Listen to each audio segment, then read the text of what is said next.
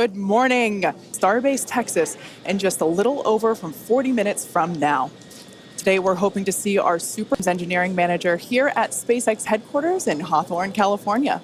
Once fully developed, it will be the world's most powerful launch vehicle with twice the thrust of Saturn V rocket and the ability to carry up to 100 kilograms, so 150 metric tons is basically 150,000 one-liter bottles of water, or, as I like to think of it, one rather lonely blue whale. Now, today's test will be the first of many as we work towards transitioning Starship from a developmental to an operational program. Our primary objective today is to Starship and the ground systems.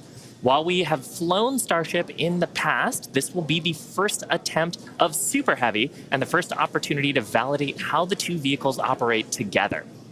Any data that we get helps improve the future builds of Starship will be considered a success for the purposes of today's test. Every milestone beyond that is icing on the cake. The further we fly, the more data we can collect. If all goes well, today's flight test could last as long as 90 minutes from liftoff to an expected hard ocean landing for Starship. Whether we end the test with a hard landing or a rapid unscheduled disassembly, or some combination of both, excitement is pretty much guaranteed. Now, if it does all go well, Super Heavy will fire up its 33 Raptor engines, and it'll lift off from the launch pad down in South Texas. About 3 minutes into the flight, we're going to hope to see the Super Heavy separate from the Starship spacecraft. It'll then perform a flip maneuver. So there's that. You can see that on your screen. And then it'll boost back in order to make a hard landing in the Gulf of Mexico. And while that's happening, we hope to see Starship's 6-second stage engines ignite and watch as Starship coasts for about an hour at altitudes ranging between 150 and 250 kilometers before re-entering Earth's atmosphere and make its own hard landing in the Pacific Ocean about 250-ish kilometers offshore. Now, we are getting great camera views right now, but that's because we are on the launch pad, so we've got umbilicals and connections straight to the vehicle. But we aren't expecting to get very many good views once we get past booster separation. Yeah, we do promise, though, for any views that we do get, we will share them in real time. We are watching live with you all, so we're excited to see those views ourselves as well. Now, in a little bit, we are going to take a closer look at the vehicle and the launch pad. But first, today is a super exciting day. Everyone on the teams across Starship have been preparing, doing a number of tests and dress rehearsals for today's launch attempt. Yeah, that's exactly right. In fact, we saw a nice little recap of those tests in the intro video to today's webcast. For those of you that are following along, you know that many of those tests ended in those rapid unscheduled disassemblies, or RUDs, as we like to call them. And it's been a long road to today. Just in 2022 alone, we had 9 static fires. We've had a couple of wet dress rehearsals. And of course, the launch control team has done numerous simulations as well. So major shout out to the teams that have been preparing for today's full-up integrated test. In fact, we've got a shot of Star Command at the South Texas launch control team. Look at all the people ready for today's launch attempt. Yeah, that right there is our South Texas Launch Control Center. That is basically ground zero for everything that is happening today, in addition to a couple other control rooms that we have operating as well with operators on console, including the Mission Control Center here behind us here in Hawthorne, California. But with that being said, our very own Zachary Lupin is one of our SpaceX employees at our watch event in South Padre Island. Hey, Zach, how are things going on the ground? It is a great day for a test launch today, Kate. Hello, everyone. My name is Zachary Lupin, and I'm an avionics reliability engineer here at SpaceX, and I'm at the Cameron County Amphitheater, where a growing number of SpaceX employees are gathering to watch what we hope is the first liftoff of a fully integrated Starship. Now, the Starship team has worked incredibly hard for today's launch test. Over the past weekend, teams held a launch readiness review, which included a comprehensive review of all of our vehicle systems, looking at avionics, GNC, communications, software, structures, as well as our Raptor engines and propulsion in general. Now, we are only about 5 miles away from the launch pad, so it's a pretty good view for today. And as we get into, as we start to approach T-0, everyone here is clearly very excited for the events that are happening today. So as we get closer to T0, I'm going to throw it back to Hawthorne to talk more about a rocket. Awesome. Thanks so much, Zach. And we've actually got a little bit of a crowd forming behind us, too. Now, we've got a shot of Starship on the screen. The entire Starship structure you see is made of stainless steel. And when that's fully stacked, it stands about 120 meters tall and about 9 meters around. To help you give a sense of just how big that is, we've captured a video of some of our teams doing final integration prep work in advance of today's test flight. Just like Falcon 9, Starship has 2 stages, which we will talk a little bit more about in a minute. But in addition to those 2 stages, Starship actually has a 3rd stage called Stage 0. It consists of all the launch pad infrastructure built around the rocket. You can see a great view of it there on your screen. It's truly an engineering feat in its own right. And I feel like it's something we don't talk about very often. There's a lot of infrastructure that goes into fueling and preparing the launch vehicle before a large test like this, really any launch. Now, let's talk about Super Heavy. The name says it all. It's super, it's heavy, it's super heavy. It goes by some other names, the first stage or the booster, but whatever you call it, the Super Heavy will be the vehicle responsible for powering Starship against that mighty gravitational pull we've got here on Earth. And when it's fully operational, it's going to get Starship to orbit. The booster alone stands about 70 meters tall and is about the same height as a fully integrated Falcon 9, but with a diameter roughly 2.5 times that of Falcon 9 and with 33 much larger engines.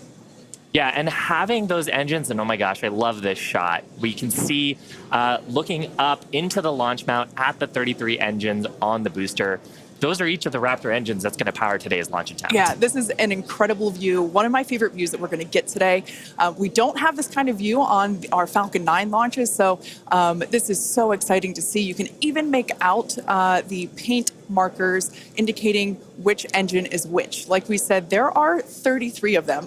So there's a lot of fire that's going to be coming out from those engines in just over 31 minutes from now. As we mentioned before, there are 33 of them on the Super Heavy, the booster, and we don't see it right now, but the cluster in the center are the ones that are actually going to gimbal and help steer the booster back down for its water landing in the Gulf.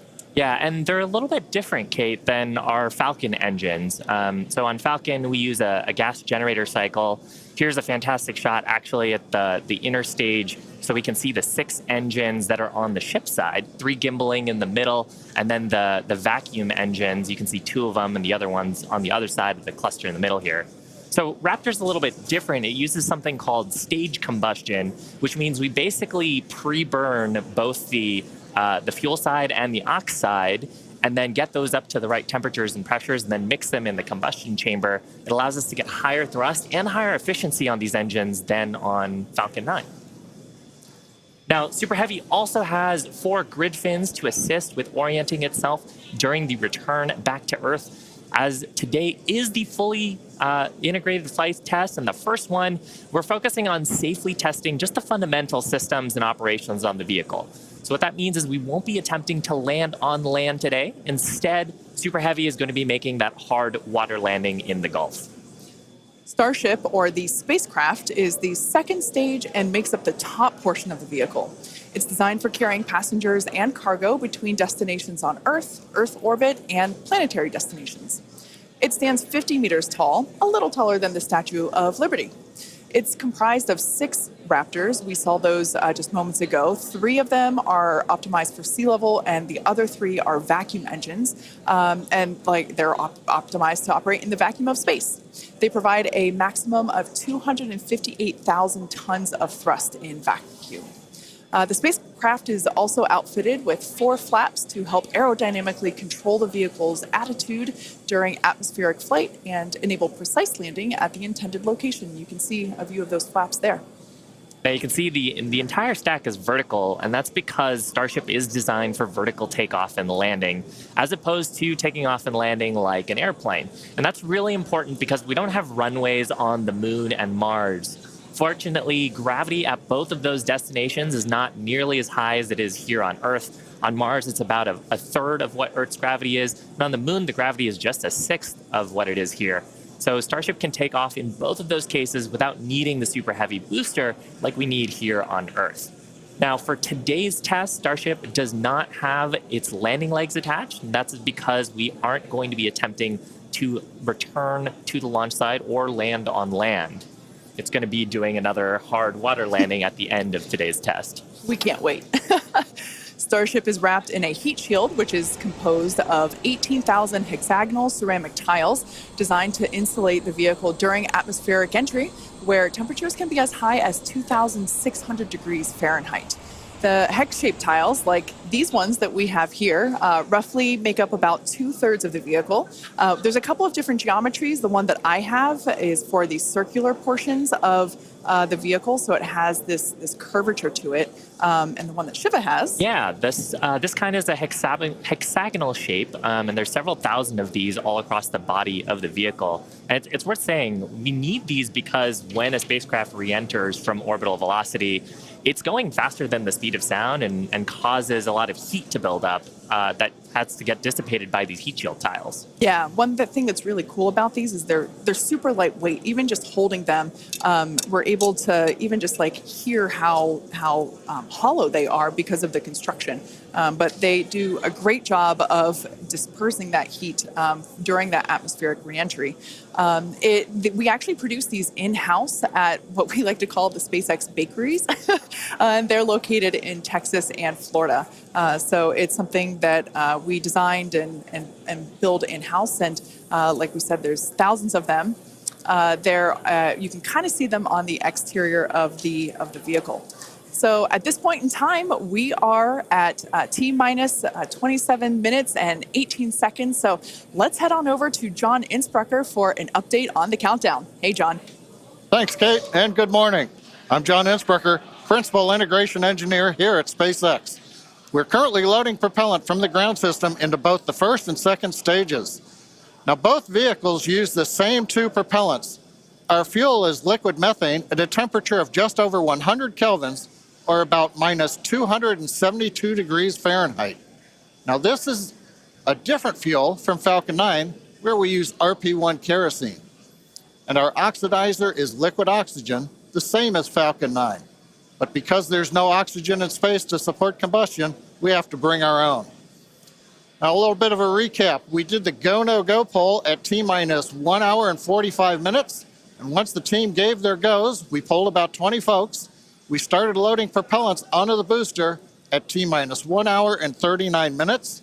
And at T-minus 1 hour and 22 minutes, we began propellant loading of the ship, the second stage on Starship.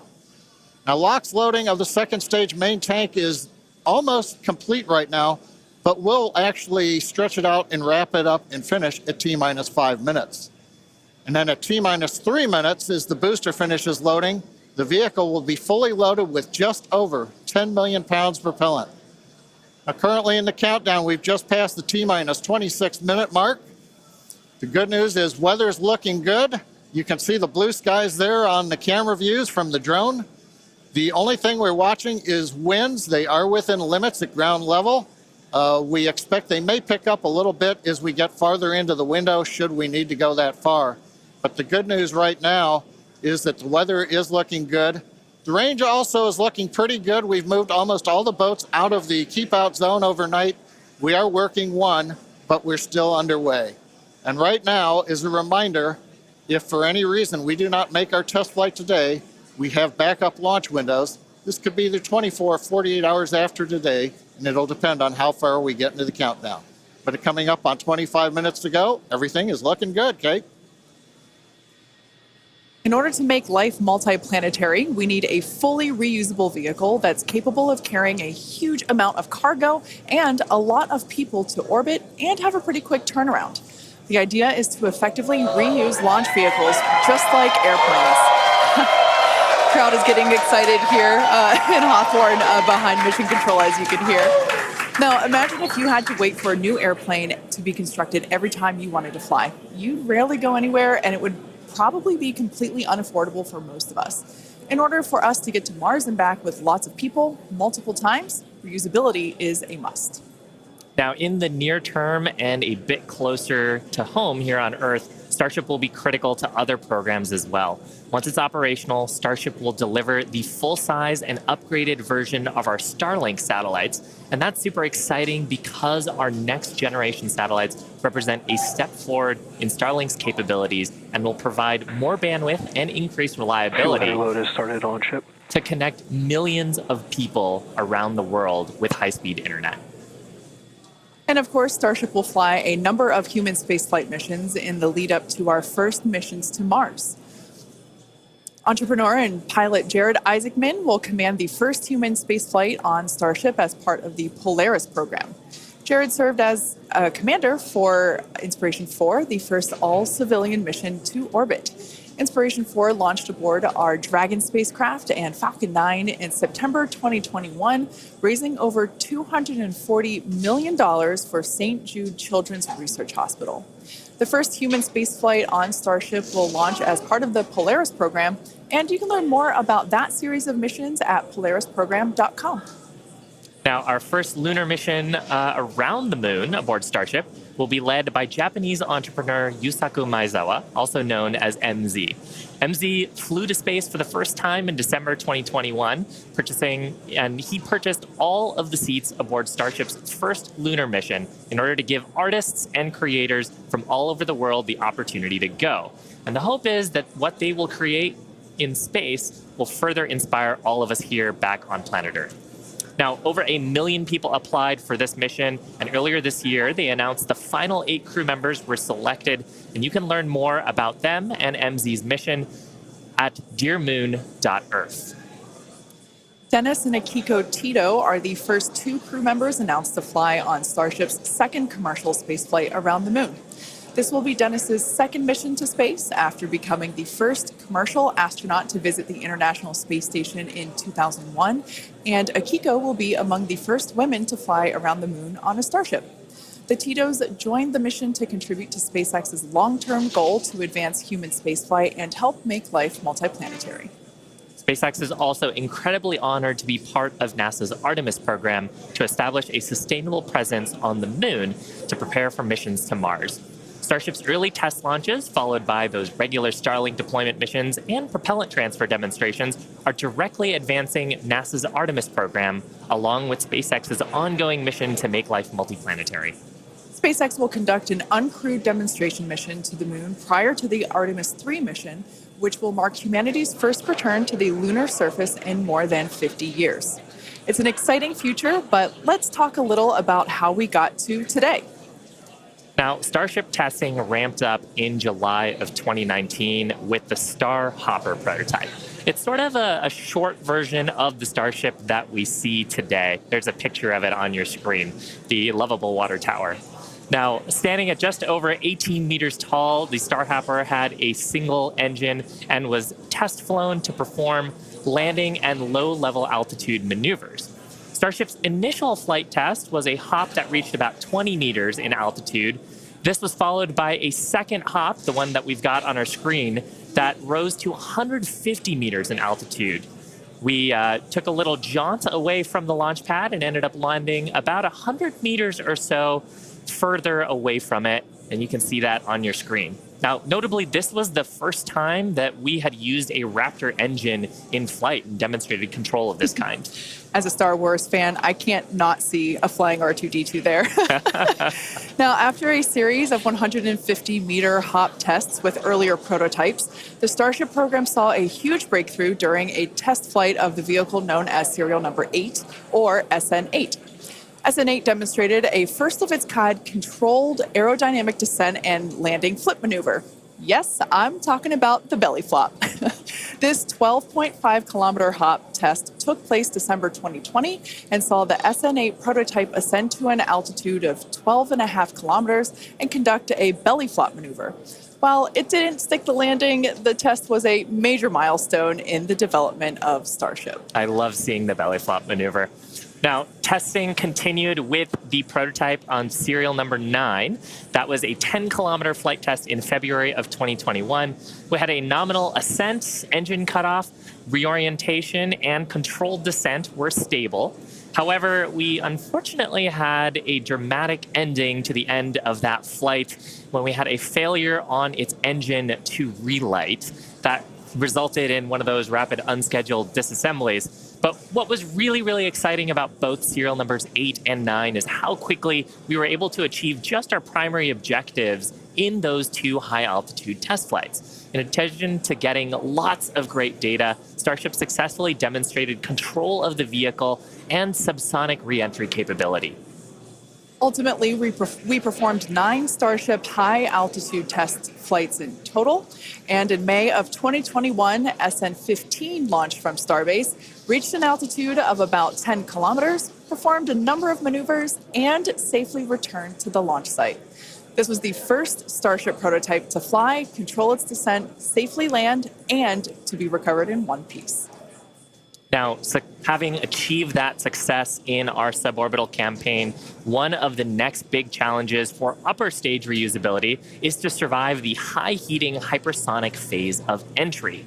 Combined with the ability to refill our Starship's tank with fuel and oxygen while on orbit is what will enable a fully reusable transportation system that's designed to carry both crew and cargo on these long-duration interplanetary flights. And that's ultimately what will help humanity return to the moon and travel to Mars and beyond in our solar system. So as you can tell, it is nothing but an iterative process to get to the point that we are today and where we will go from here. That iteration is a core process of how we work here at SpaceX. We like to fly and we like to test early and often, both on the side of hardware and software. Yeah, that's an awesome point, Kate. Now, we are continuing our countdown to Starship liftoff just over 17 minutes from now. So, of course, let's check in with John for another status update. John? Thanks, Shiva. Clock is coming up on T-minus 17 minutes from liftoff. We're continuing to click towards 0. However, right now we've just begun listening in. The first stage team is working a pressurization issue. They're troubleshooting that right now. Now, we do have the option, if need be, if we can't solve this, then we would hold the count and probably treat today as a wet dress and not. However, we are continuing to do propellant loading on both the Super Heavy and the ship's tanks on Starship. At the very top, just underneath the nose there are 2 small spherical tanks. That's where the fuel and liquid oxygen header tanks are. That started at T-minus 27 minutes, and that propellant loading will continue until T-minus 9 minutes. We'll also continue loading the main tanks of the Starship second stage, although they're pretty much full right now. Everything will drain back as we get ready for launch at T-minus 5 minutes. Now, on the first stage, we're continuing to load the massive amount of propellant onto the Super Heavy booster. That's going to continue until T-minus 3 minutes. You can see the frost line on some of the views as both liquid methane and liquid oxygen go into the tank. It's 16 minutes and counting. We're also currently configuring the launch pad for liftoff. The booster hold downs are being prepared for the release at liftoff, and the second stage quick disconnect is beginning its configuration for release. The liquid oxygen and methane that are going into the second stage go through that quick disconnect. You can see it in some of the views, the arm that comes out just to the base of the second stage. Now it'll move out of the way as we lift off. At the same time, the SpaceX team continues to check in with the Coast Guard. We're working one boat that's in the safety perimeter. They are working to get that boat out of the way. We cleared several other boats out overnight. We're down to 1, and we expect that'll be clear so that we can proceed with launch out over the Gulf of Mexico. But as a reminder, T-minus 15 minutes, 10 seconds and counting. We are working an issue on the first stage, and we'll bring an update as we get more insight into that issue. Now, today's test flight is taking place out of our Starbase facility in South Texas, and that facility has gone through a tremendous amount of change and growth in a really short period of time. Yeah, I mean, 3 years ago, not much even existed there. It was a very different scene, as you can see by that photo there on your screen. Fast forward to today, and the team is building out an entire production line. Yeah, last year they built 4 Starship Super Heavy boosters, 5 Starships, our 200 Raptor 2 engine, and this year they're targeting 5 boosters, 8 Starships in production for 2023. And really, you do need a production system to rapidly iterate, like we were talking about earlier, on the design of the vehicle as we learn more about it from these large tests. Yeah, absolutely.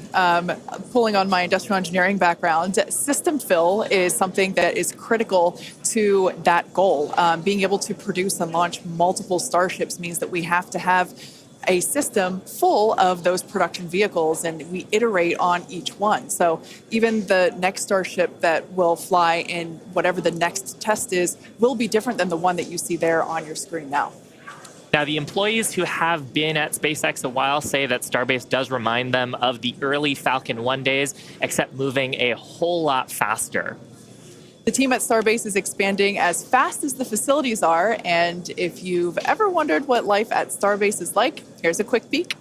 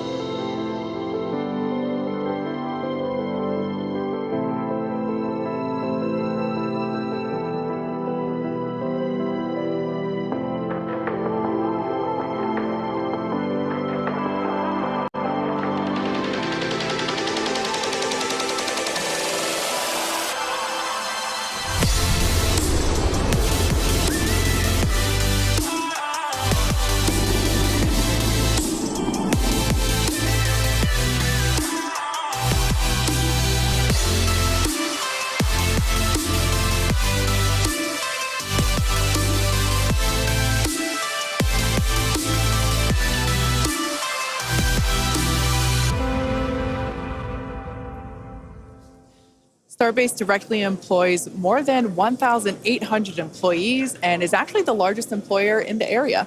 Yeah, and from that video, you can really tell, like, it's a beautiful location. It's close to the ocean. There's tons of wildlife. And that's because being close to the equator is actually a fantastic way to get to orbit. Yeah, I love that we have so many employee events that allow us to participate with ocean cleanup and other environmental efforts there. We'd also like to thank Cameron County for being so supportive for all of our work in that area.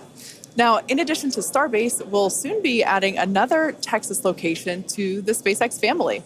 We're opening a new facility in Bastrop, Texas, just outside of Austin, to support Starlink hardware production.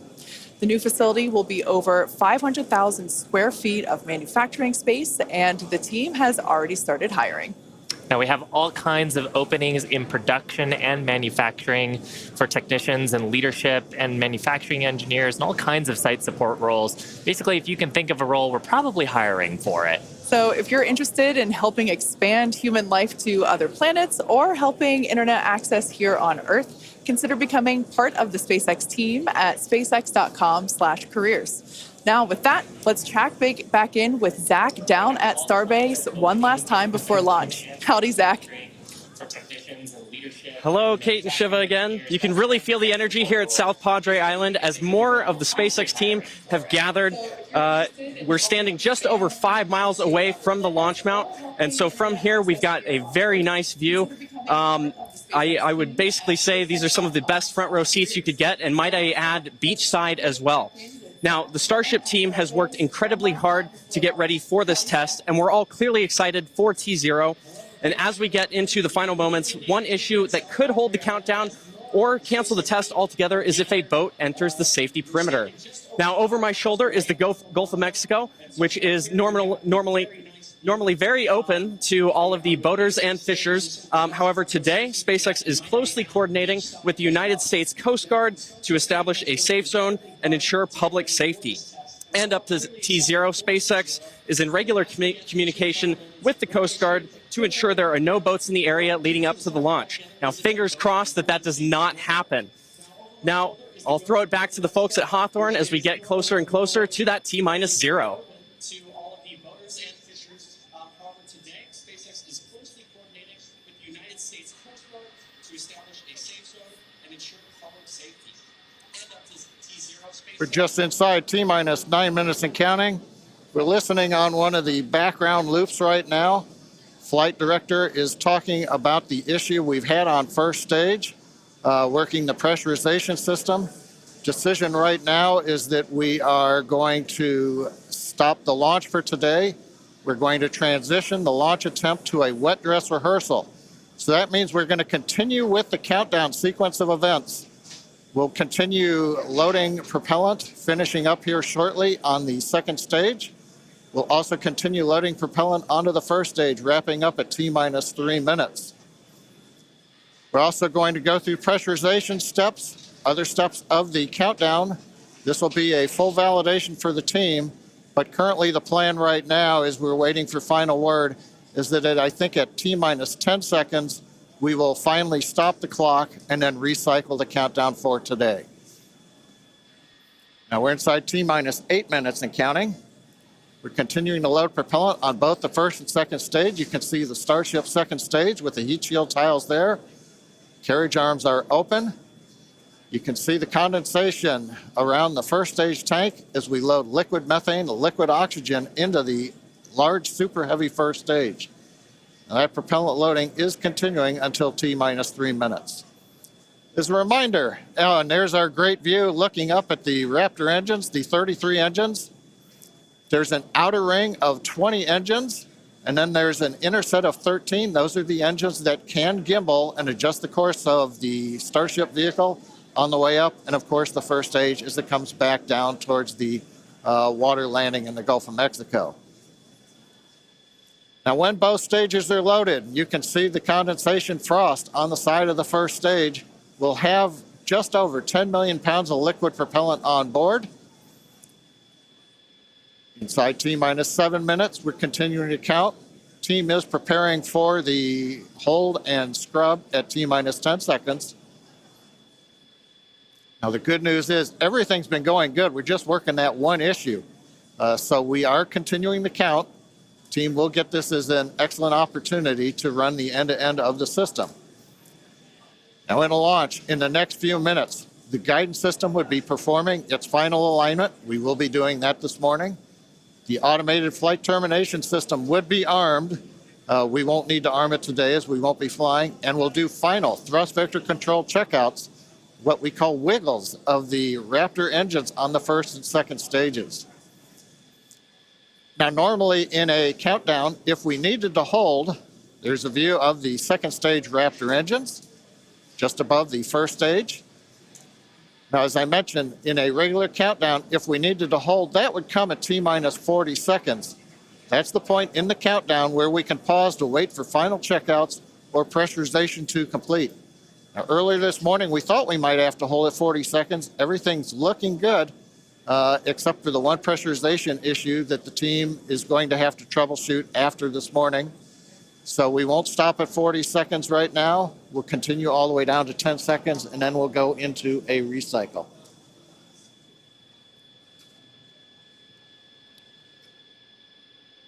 John, you mentioned that we're going to be jumping into a wet dress rehearsal here, and I actually now think we're coming up T-minus 5 minutes.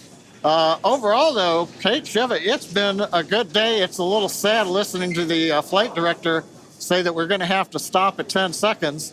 but I guess that's for everybody. It gives us a real run through of the launch vehicle.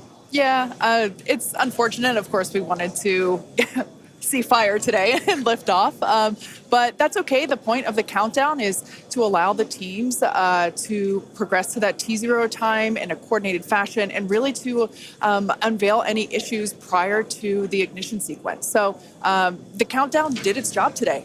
It allowed us to identify that press issue, and like John mentioned, the teams are going to work through it, and we are going to basically call it off at T-minus 10 seconds. But the integrated launch teams and us, we are going to treat this as if it were still a launch day. We're going to do this, what we now call a wet dress rehearsal. Yeah, and we've mentioned the term a couple of times here. We call it a wet dress rehearsal because we are wetting the propellant tanks. We are loading propellant into the vehicle. We've talked about the frost line a little bit here. That exercises the stage 0 system, the ground system, all of our infrastructure that loads propellants onto the pad. That exercises our procedures for the mission control teams. We're monitoring telemetry on the mission control consoles, looking at the pressures and the rates and the temperatures. And some of those things look a little bit different when you're getting up to the pre-flight pressurization levels and full propellant load. So we're learning things today about the integrated tests that are going to set us up for success in a future attempt later on, hopefully in the next 48 hours or so. And Kate, like it's also worth mentioning here, we're still going to take the count through to a pretty around the T-minus 10 second mark. So we're really going to exercise everything that we would up until that point in the vehicle states and ground procedures. Yeah, it's like we said before, any data that we can collect today is super helpful. And that's exactly what we're doing. We are continuing to collect this data and allow the teams to have be better informed for the next attempt. Unfortunately, due to the needing to recycle the propellant, we are looking at a minimum of 48 hours until we are able to attempt this flight test again. So we're not quite sure what that timing will be at the moment, but we're looking at a minimum of 48 hours at this point in time. But Shiva, exactly as you said, things look a little bit different on launch day, and we allowed the countdown to do its job, to basically get to this point, to allow the teams to work through the issues. And we're going to continue, like we said before, we're going to continue all this down all the way to T-minus 10 seconds. And that will really allow the teams to pretend like this is launch day and continue and gather that data. Yeah, Kate, it's on the one hand, it's a little bittersweet.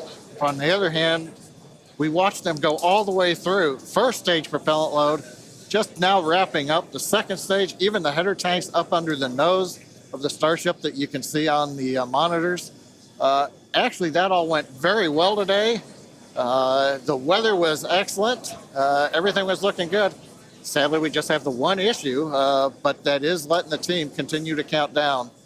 And we're going to continue with it here until we get the clock hold at T-minus 10 seconds. Yeah, so for those of you that have just joined us, we're now at T-minus 1 minute and 30 seconds to what would have been the launch of our Starship flight test. But unfortunately, due to a stage 1 issue, we are going to utilize today as a wet dress rehearsal. Instead, we are not going to attempt launch. The teams are basically saying that we're scrubbing our launch attempt for today, and we are expecting a minimum of 48 hours in order to recycle. So it's all good news, though. There's nothing really to be sad about other than we had hoped to be able to lift off today, but that's okay. Now, one thing to point out for folks, when we do come back, when we clear this and we fly, one of the things you'll hear in the last minute, you won't be hearing us because we'll be listening to the countdown. But at T-minus 30 seconds, that's when the flight director would give the final go for launch. Love to have heard that this morning, but it's something to look forward to. Absolutely. The other thing to look at is at T-minus 6 seconds, we begin lighting the engines. Up on your monitor, you can see there, T-minus 40 seconds. We did hit the 40-second hold point, and they are holding for a moment. In the end, they will release that hold. We'll go the last 30 seconds. But yes, when we do get to day of launch, the last thing to look at is in the last 6 seconds, light the Raptor engines in succession. So unlike Falcon 9, we're going to have to do that a little longer. We're hearing right now the clock is going to hold here at T-minus 40 seconds. The Super Heavy and Starship are looking good. So with that, Kate, it's been a fast-paced morning. We got through it fairly quickly.